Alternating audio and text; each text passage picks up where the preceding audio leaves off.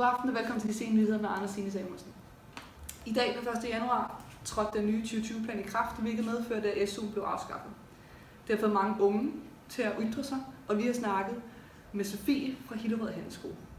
I mit tilfælde, der er jo flyttet hjemmefra igen, på grund af, at min udeboende SU er blevet taget fra mig, og min hjemmeboende nu. Og det gør jeg jo ikke at betale de udgifter, jeg har. Sofie er langt fra den eneste, der er blevet påvirket af SU.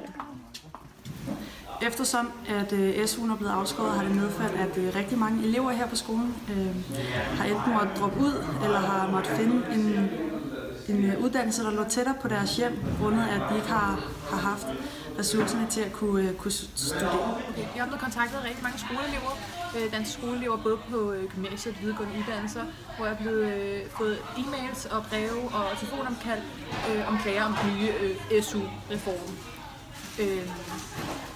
Deres dilemma det er, at de ikke kan både have råd til de huslige udgifter, men også skoleudgifterne, for eksempel skolebøger.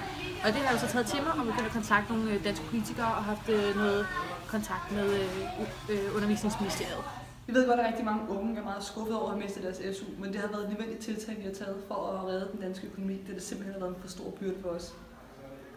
Tilbage står Sofie, som har mistet troen på det danske uddannelsessystem. Hvis det fortsætter på den her måde, så medfører det bare til, at der er ikke lige så mange, der kan studere i Danmark. Og dem vi snakkede med i dette indslag var blot få af mange, som er blevet berørt af den her afskaffelse af SU'en. Og så slår vi over til Lars Ulykke, og er vejret lige så dårligt som den danske økonomi?